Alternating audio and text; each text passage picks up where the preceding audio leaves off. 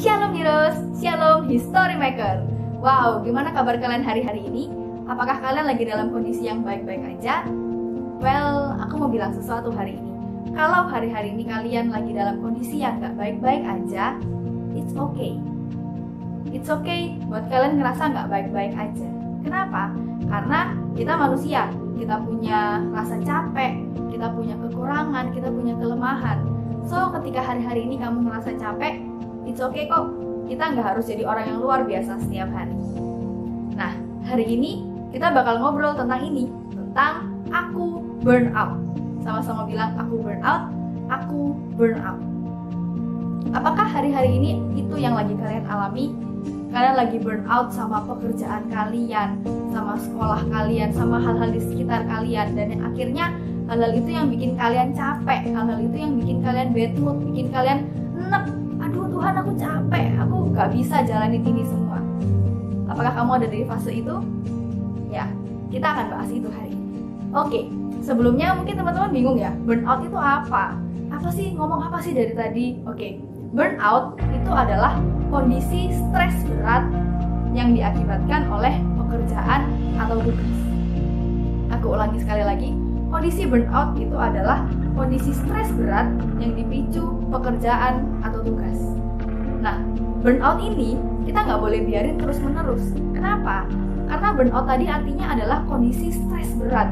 Ketika kita stres, kita biarkan diri kita stres terus setiap hari, maka hal itu akan bikin kita tambah capek, tambah capek, tambah capek. Dan akhirnya kita jadi nggak punya semangat buat jalanin hari-hari kita. So, kondisi burnout ini adalah kondisi yang cukup serius dan kita harus punya cara yang tepat buat ngatasin itu.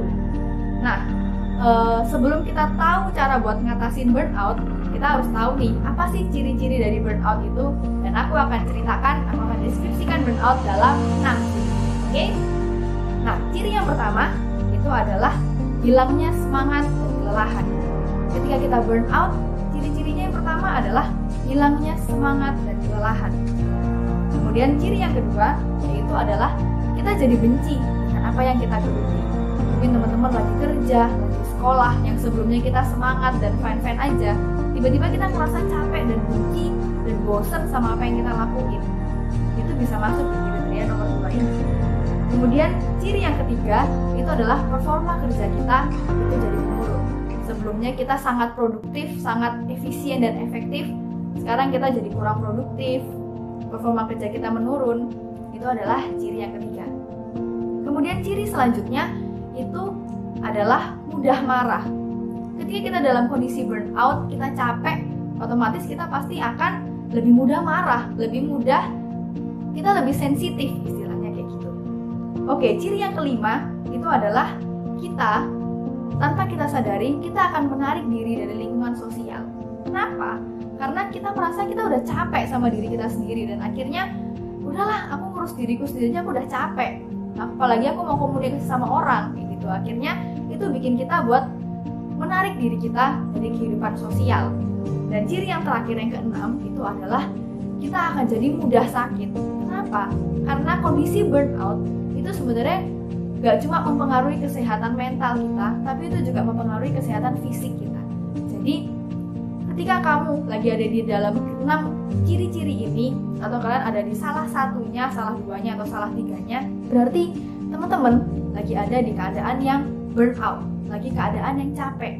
Dan kondisi ini kita nggak boleh biarin aja, kita nggak boleh let it flow aja, biarin aja, no, nggak boleh. Nah, karena itu kita hari ini mau belajar gimana sih caranya kita bisa lepas dari kondisi yang burnout. Oke, hari ini aku akan bahas itu dalam 3 poin. Poin yang pertama itu adalah prioritas. Sama-sama katakan prioritas. Prioritas, oke.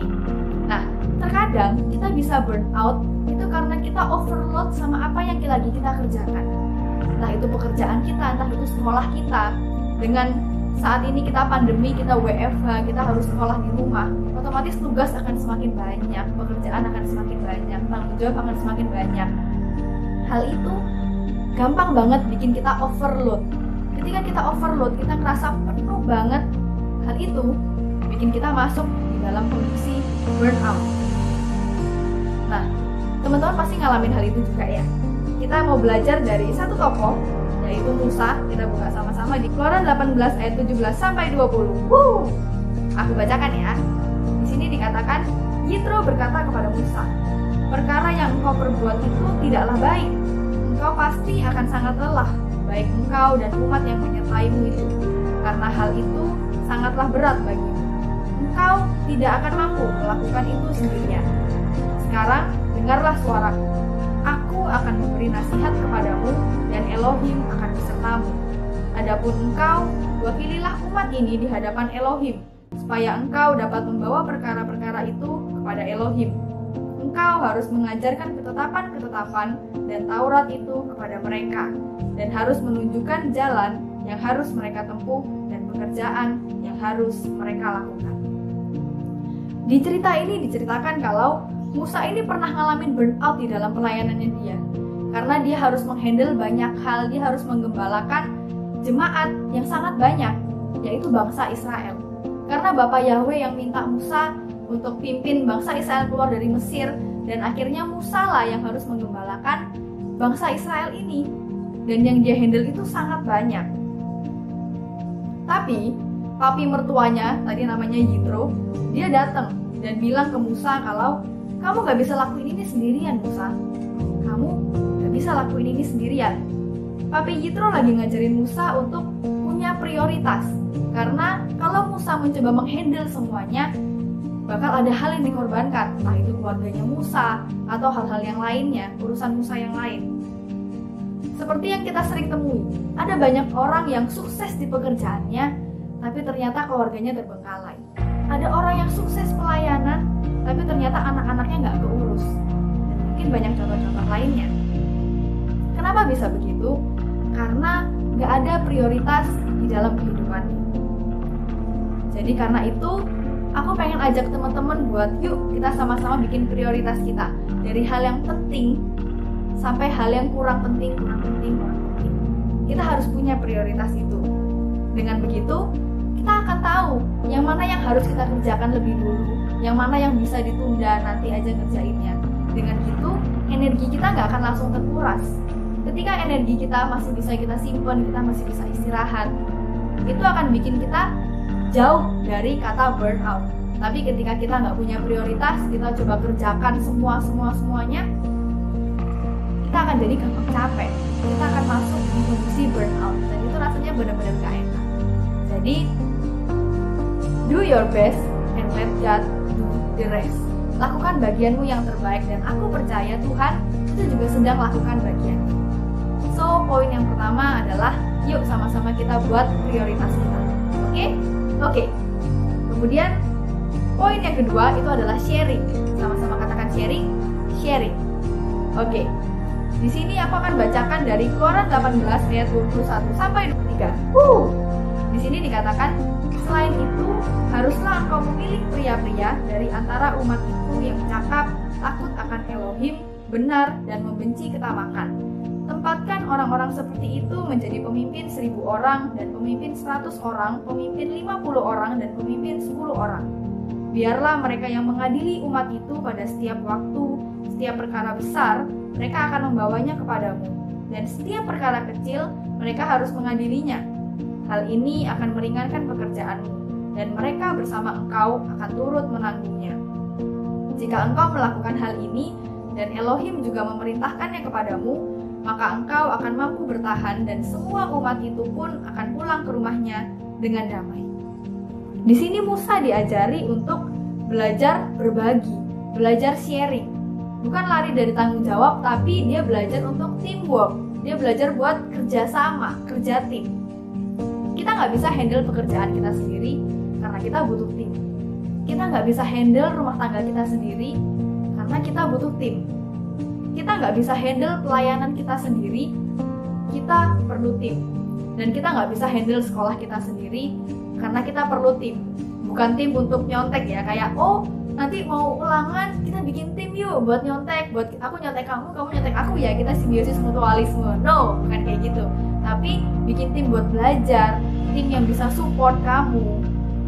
So, tim ini asalnya bisa dari banyak, bisa dari pasanganmu, dari sahabatmu, keluargamu, orang tuamu, orang-orang di dekatmu yang bisa kamu percaya, itu bisa ada di dalam timmu.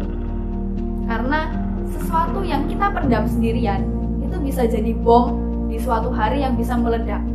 Atau sesuatu yang kita simpen, yang kita pendam sendiri, itu bakal bisa melumpuhkan kita di masa yang akan datang. So, aku mau encourage teman-teman buat yuk kita belajar buat cerita, kita belajar buat share apa yang kita rasakan ke orang-orang di sekitar kita. Entah itu ke, ya itu tadi, pasangan kita, ke teman kita belajar buat share ke mereka. Mungkin dengan kita share, kita nggak akan langsung memberi solusi. Mungkin masalah kita nggak langsung selesai, tapi seenggaknya ketika kita cerita, kita mau belajar buat berbagi. Dan habis cerita, pasti rasanya akan lebih enak. Aku tahu teman-teman pasti pernah ngalamin itu. Habis cerita, rasanya jadi lebih enak, lebih plong, walaupun nggak dapet solusinya. Jadi, cara ini bisa bantu kita buat melepaskan emosi negatif dan kurangin stres. Jadi, poin yang kedua adalah sharing. Yang pertama tadi prioritas, yang kedua adalah sharing. Ceritakan kepada orang-orang di sekitar. Oke? Tentu saja yang bisa kamu percayai ya. Oke, poin yang ketiga yaitu adalah apresiasi.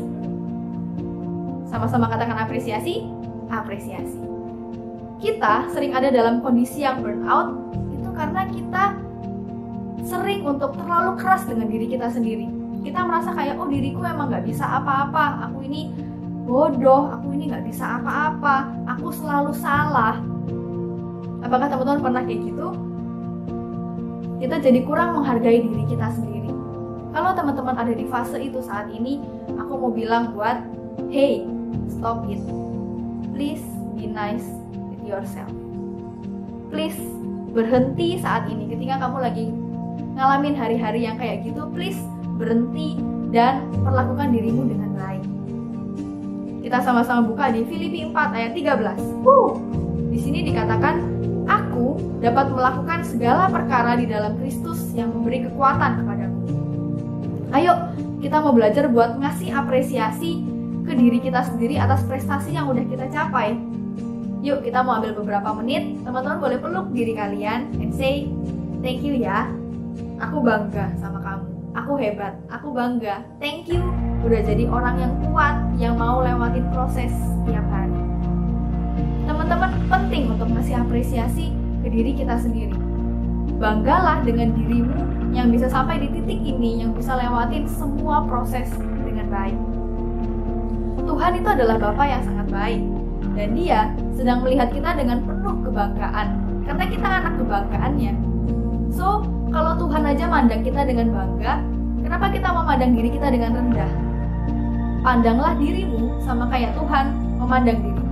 Tuhan pandang kita berharga, Tuhan pandang kita unik, Tuhan pandang kita membanggakan. Ya pandanglah itu ke diri kita, apresiasi diri kita dengan baik. Karena kita kuat bukan karena kita yang hebat, tapi karena kita dapat kekuatan untuk Tuhan. So, 3 poin itu yang teman-teman bisa lakukan ketika lagi dalam kondisi yang burnout. Yaitu teman-teman bisa atur prioritas, teman-teman bisa sharing, dan teman-teman bisa apresiasi diri kalian. Dan terakhir, aku mau kasih konklusi. Ada 4 nilai kehidupan yang kita pelajari hari ini. Di bagian karakter, secara karakter kita diajarkan untuk jadi pribadi yang selalu mau dikuatkan. Bukan jadi orang yang sok kuat, tapi kita mau jadi orang yang selalu mau dikuatkan.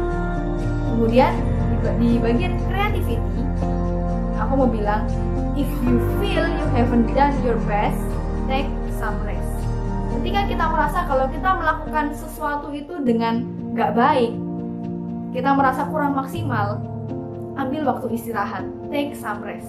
Dengan kita istirahat, di situ akan ada ide-ide yang baru, akan ada inspirasi yang baru, inovasi yang baru, kreativitas yang baru.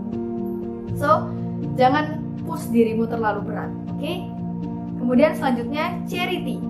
Saat kita berbagi dengan orang lain, sebenarnya secara tidak langsung kita sedang membantu diri kita sendiri dan orang lain. Jadi, jangan ragu buat kita berbagi, kita share dengan orang lain. Dan yang terakhir, community.